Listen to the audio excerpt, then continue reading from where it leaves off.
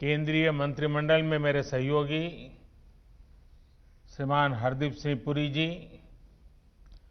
त्रिपुरा के मुख्यमंत्री बिप्लब कुमार देव जी, झारखंड के मुख्यमंत्री भाई हेमंत सोरेन जी, उत्तर प्रदेश के मुख्यमंत्री योगी आदित्यनाथ जी, मध्य प्रदेश के मुख्यमंत्री श्रीमान शिवराज सिंह जी चौहान, गुजरात के मुख्यमंत्री श्रीमान विजय रूपाणी जी, तमिलनाडु के मुख्यमंत्री थिरु ई के पनलानीस्वामी जी, आंध्र प्रदेश के मुख्यमंत्री श्री वाई.एस. जगनमोहन रेड्डी जी, कार्यक्रम में उपस्थित सभी आदरणीय गवर्नर महोदय, उपस्थित अन्य सभी महानुभाव, भाइयों और बहनों, आप सभी को, सभी देशवासियों को 2021 की बहुत बहुत शुभकामनाएं, अनेक अनेक मंगल कामनाएं। आज नई ऊर्जा के साथ, नए संकल्पों के साथ और नए संकल्पों को सिद्ध करने के लिए तेज गति से आगे बढ़ने का आज शुभारंभ है। आज गरीबों के लिए, मध्यम वर्ग के लिए, घर बनाने के लिए नई टेक्नोलॉजी देश को मिल रही है। तकनीकी भाषा में आप इसे लाइट हाउस प्रोजेक्ट कहते हैं। मैं मानता हूं ये 6 प्रोजेक्ट वाकई लाइट हाउस, प्रकाश स्तंभ की तरह है। ये 6 लाइट हाउस प्रोजेक्ट देश में हाउसिंग कंस्ट्रक्शन को नई दिशा दिखाएंगे।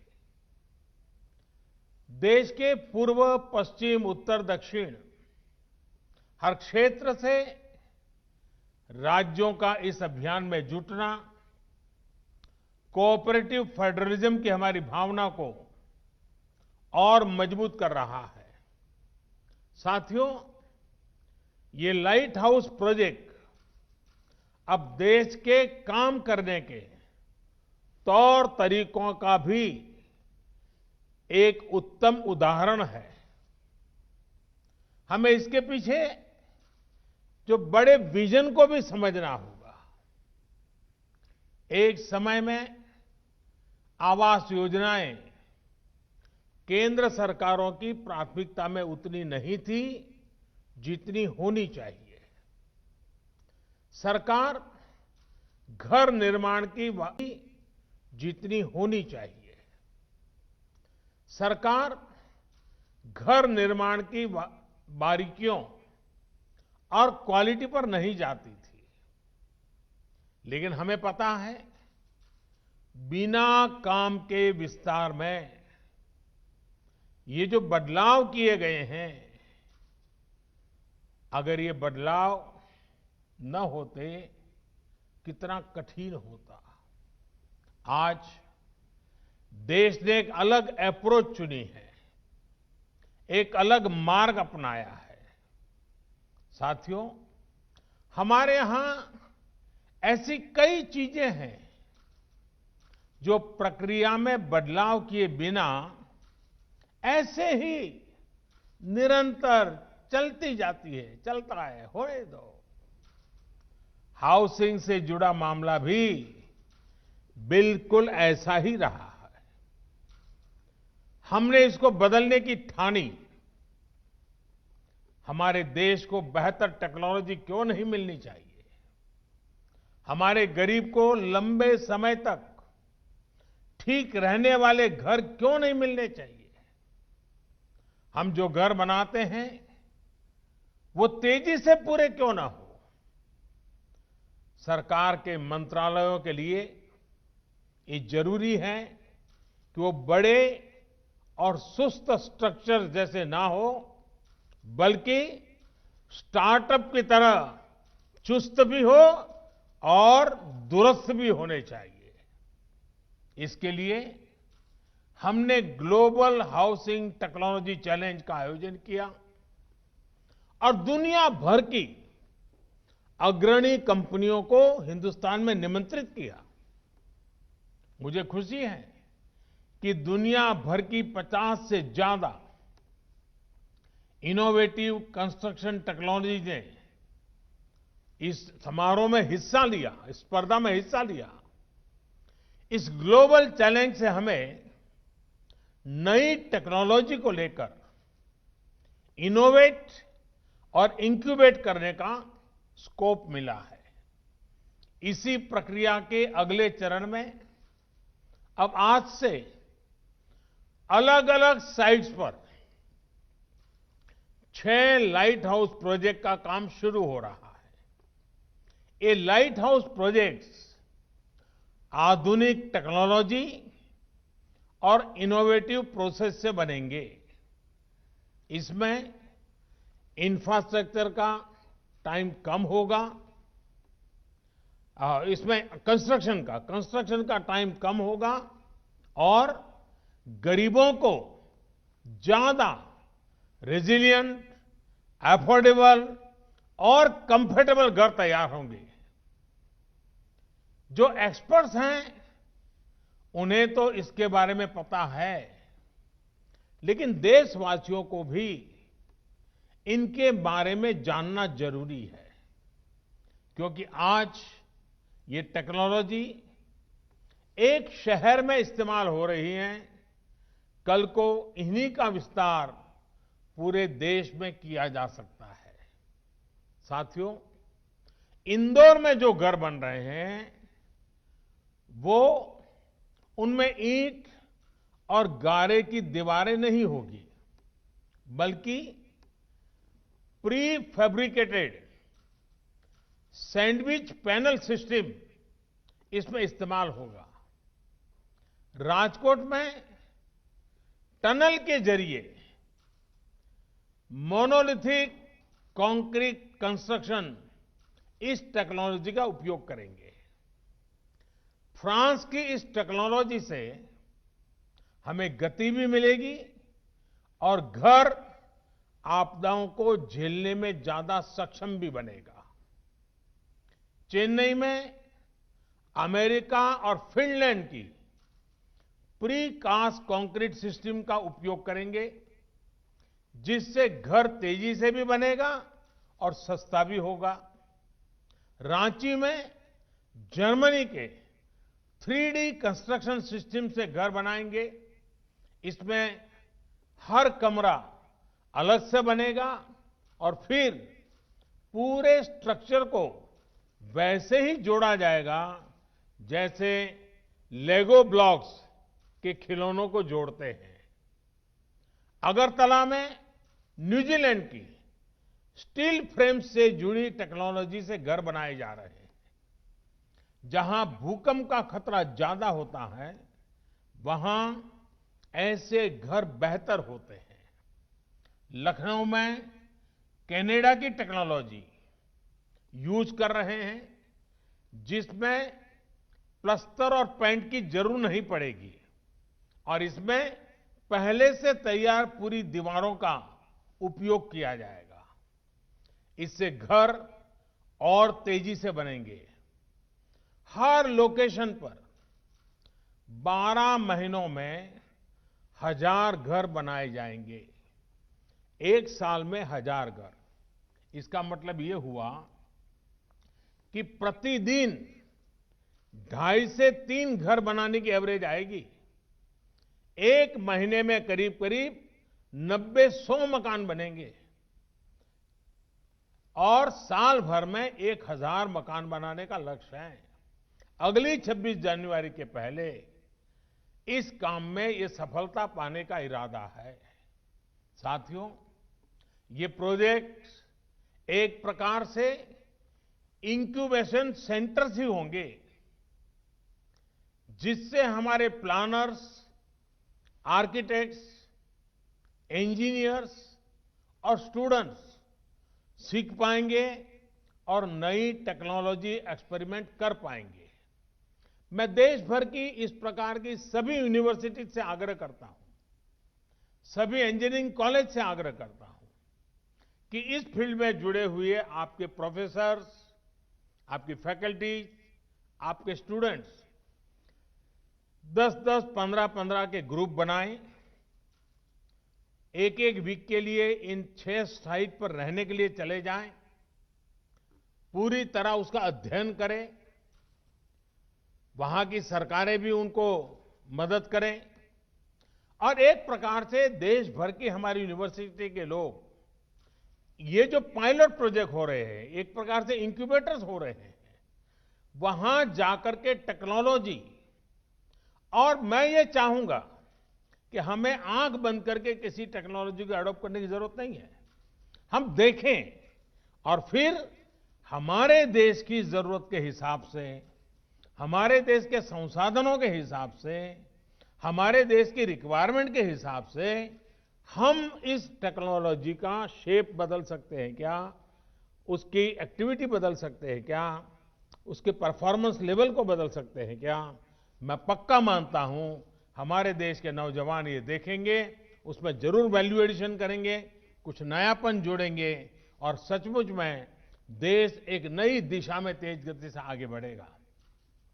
इसी के साथ साथ घर बनाने से जुड़े लोगों को नई टेक्नोलॉजी से जुड़ी स्किल अपग्रेड करने के लिए सर्टिफिकेट कोर्स भी शुरू किया जा रहा है। ये बहुत बड़ा काम है।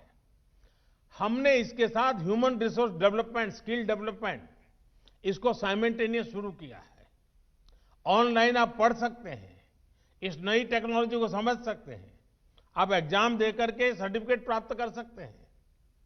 ये इसलिए किया जा रहा है ताकि देशवासियों को घर निर्माण में दुनिया की बेस्ट टेक्नोलॉजी और मटेरियल मिल सके। साथियों, देश में ही आधुनिक हाउसिंग टेक्नोलॉजी से जुड़ी रिसर्च और स्टार्टअप्स को प्रमोट करने के लिए आशा इंडिया प्रोग्राम चलाया जा रहा है। इसके माध्यम से भारत में ही 21वीं सदी के घरों के निर्माण की नई और सस्ती टेक्नोलॉजी विकसित की जाएगी।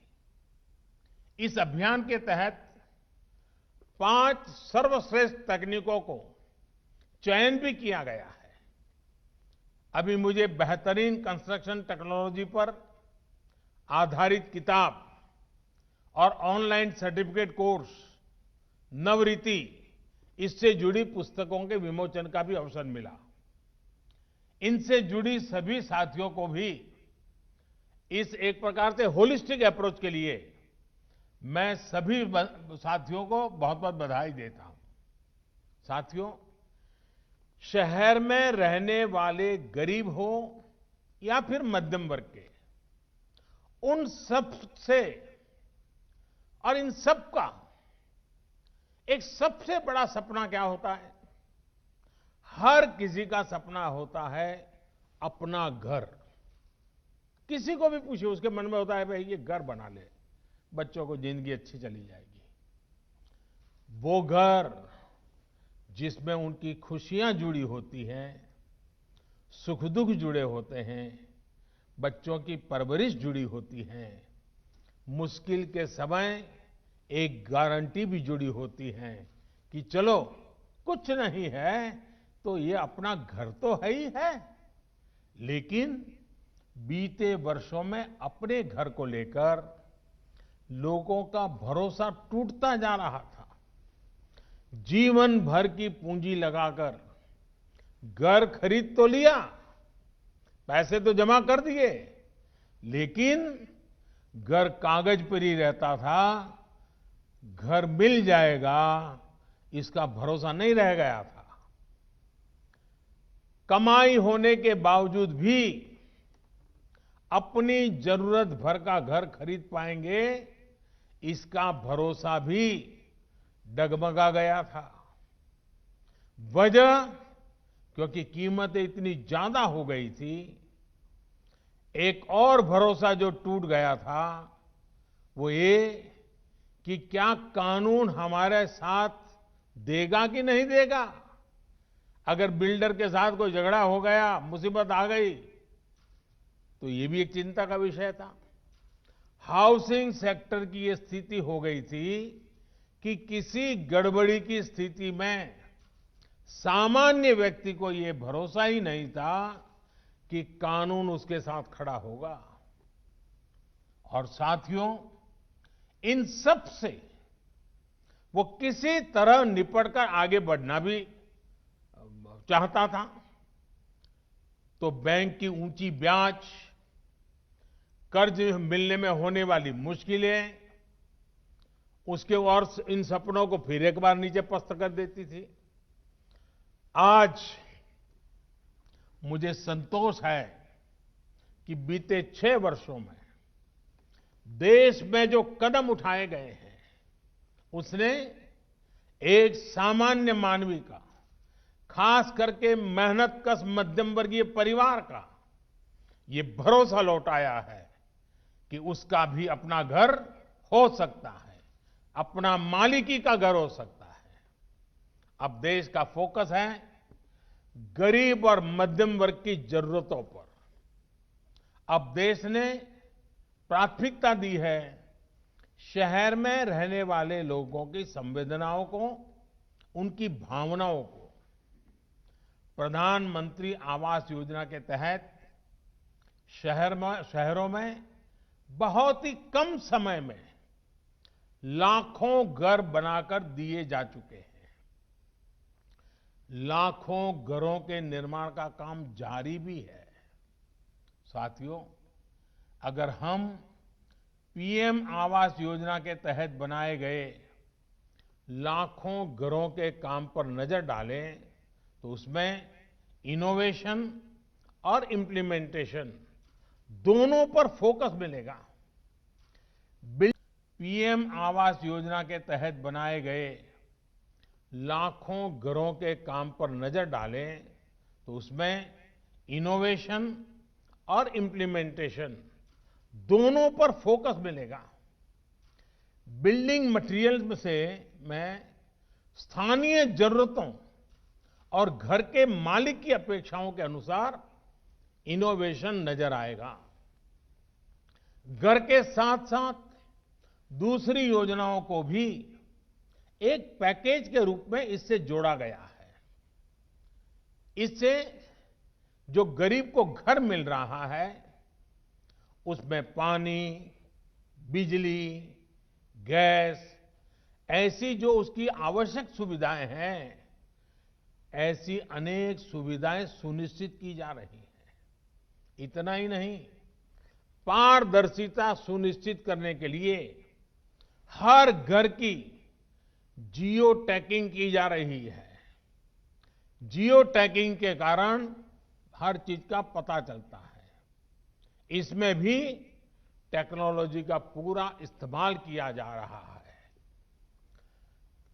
घर निर्माण के हर स्टेज की तस्वीर वेबसाइट पर अपलोड करनी पड़ती है। घर बनाने के लिए जो सरकारी मदद है वो सीधे लाभार्थी के बैंक खाते में भेजी जाती है। और मैं राज्यों का भी आभार व्यक्त करूंगा क्योंकि इसमें वो भी बहुत सक्रियता से साथ चल रहे हैं। आज कई राज्यों को इसके लिए सम्मानित करने का भी मुझे सौभाग्य मिला है। मैं इन राज्यों को जो विजयी हुए हैं, जो आगे बढ़ने के लिए मैदान में आए हैं, उन सभी राज्यों को विशेष रूप से बधाई देता हूं।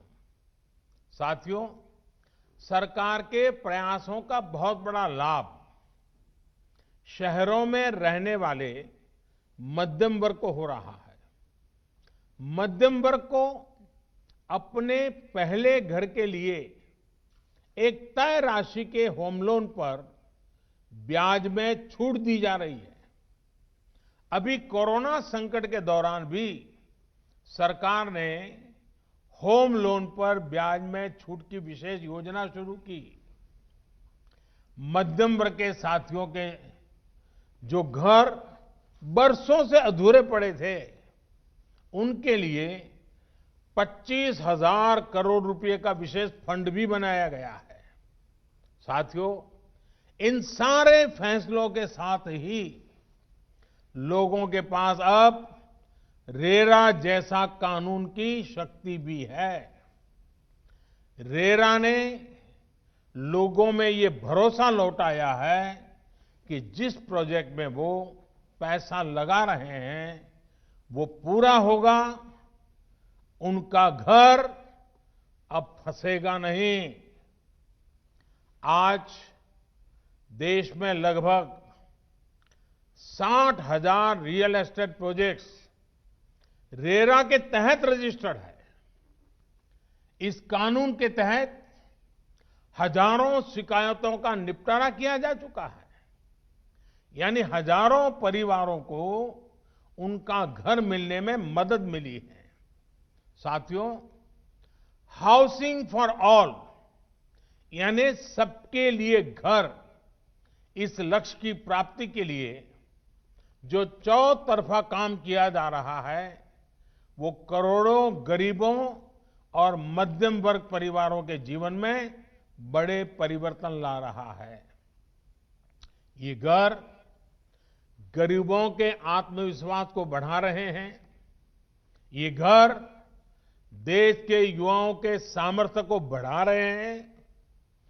इन घरों की चाबी से कई द्वार एक साथ खुल रहे हैं। जब किसी को घर की चाबी मिलती है ना, तब वो दरवाजा या चार दीवार इतना तक नहीं होता है। जब घर की चाबी हाथ आती है तो एक सम्मानपूर्ण जीवन का द्वार खुल जाता है, एक सुरक्षित भविष्य का द्वार खुलता है। जब घर के मकान के मालिकी का हक आ जाता है, चाबी मिलती है, तब बचत का भी द्वार खुलता है, अपने जीवन के विस्तार का द्वार खुलता है। 5-25 लोगों बीच में, समाज में, ज्ञाति में, बिरादरी में एक नई पहचान का द्वार खुल जाता है, एक सम्मान का भाव लौट आता है, आत्मविश्वास पनपता है। ये चाबी लोगों के विकास का, उनकी प्रगति का द्वार भी खोल रही है। इतना ही नहीं, ये चाबी भले ही दरवाजे की चाबी होगी, लेकिन वो दिमाग के भी वो ताले खोल देती है जो नए सपने संजोने लग जाता है, नए संकल्प से की ओर बढ़ चलता है और जीवन में कुछ करने के सपने नए तरीके से बुनने लग जाता है। इस चाबी की इतनी ताकत होती है। साथियों, पिछले साल कोरोना संकट के दौरान ही एक और बड़ा कदम भी उठाया गया है। ये कदम है एफोर्डेबल रेंटल हाउसिंग कॉम्प्लेक्स। ये योजना, इस योजना का लक्ष्य हमारे वो श्रमिक साथी हैं जो एक राज्य से दूसरे राज्य में या फिर गांव से शहर आते हैं। कोरोना के पहले तो हमने देखा था कि कुछ जगह से अन्य राज्य से आए लोगों के लिए अनाप शनाप कभी कभी बातें बोली जाती थी, उनको अपमानित किया जाता था। लेकिन कोरोना के समय सारे मजदूर अपने अपने यहां वापस गए तो बाकियों को पता चला कि इनके बिना जिंदगी जीना कितना मुश्किल है, कारोबार चलाना कितना मुश्किल है, उद्योग धंधे चलाना कितना मुश्किल है। और हाथ पैर जोड़ करके लोग लगे वापस आओ, वापस आओ। कोरोना ने हमारे श्रमिकों के सामर्थ्य को, सम्मान को, जो लोग स्वीकार नहीं करते थे उनको स्वीकार करने के लिए मजबूर कर दिया। हमने देखा है कि शहरों में हमारे इन श्रमिक बंधुओं को उचित किराए पर मकान उपलब्ध नहीं हो पाते। इसके कारण छोटे छोटे कमरे में बड़ी संख्या में श्रमिकों को रहना पड़ता है। इन जगहों पर पानी, बिजली, टॉयलेट से लेकर अस्वच्छता, ऐसी अनेक समस्याएं भरी पड़ी रहती है। राष्ट्र की सेवा में अपना श्रम लगाने वाले ये सभी साथी गरिमा के साथ जीवन जिए, ये भी हम सभी देशवासियों का दायित्व है। इसी सोच के साथ सरकार उद्योगों के साथ और दूसरे निवेशकों के साथ मिलकर उचित किराए वाले घरों का निर्माण करने पर बल दे रही है। कोशिश ये भी है कि आवास उसी इलाके में हो जहां वो काम करते हैं। साथियों, रियल एस्टेट सेक्टर को प्रोत्साहित करने के लिए भी निरंतर निर्णय लिए जा रहे हैं। खरीदारों में उत्साह बढ़ाने के लिए घरों पर लगने वाले टैक्स को भी बहुत कम किया जा रहा है। सस्ते घरों पर जो टैक्स पहले 8% लगा करता था, वो अब सिर्फ 1% है। वहीं सामान्य घरों पर लगने वाले 12% टैक्स की जगह अब सिर्फ 5% जीएसटी लिया जा रहा है। सरकार ने इस सेक्टर को इंफ्रास्ट्रक्चर की भी मान्यता दी है ताकि उन्हें सस्ती दरों पर कर्ज मिल सके। साथियों, बीते सालों में जो रिफॉर्म्स किए गए हैं उसमें कंस्ट्रक्शन परमिट को लेकर 3 साल में ही हमारी रैंकिंग 185 से सीधी 27 पर आ पहुंची है। कंस्ट्रक्शन से जुड़ी परमिशन के लिए ऑनलाइन व्यवस्था का विस्तार भी 2000 से ज्यादा शहरों में हो चुका है। अब इस नए साल में इसको देश भर के सभी शहरों में लागू करने के लिए हम सभी को मिलकर काम करना है। साथियों, इंफ्रास्ट्रक्चर और कंस्ट्रक्शन पर होने वाला निवेश और विशेषकर हाउसिंग सेक्टर पर किया जा रहा खर्च अर्थव्यवस्था में फोर्स मल्टीप्लायर का काम करता है। इतनी बड़ी मात्रा में स्टील का लगना, सीमेंट का लगना, कंस्ट्रक्शन मटेरियल का लगना पूरे सेक्टर को गति देता है। इससे डिमांड तो बढ़ती ही है, रोजगार के भी नए अवसर बनते हैं। देश का रियल एस्टेट सेक्टर निरंतर मजबूत हो, इसके लिए सरकार की कोशिश लगातार जारी है। मुझे विश्वास है कि हाउसिंग फॉर ऑल का सपना जरूर पूरा होगा। गांवों में भी इन वर्षों में 2 करोड़ घर बनाए जा चुके हैं। इस वर्ष हमें गांवों में बन रहे घरों में भी और तेजी लानी है। शहरों में इस नई टेक्नोलॉजी के विस्तार से भी घरों के निर्माण और डिलीवरी दोनों में ही तेजी आएगी।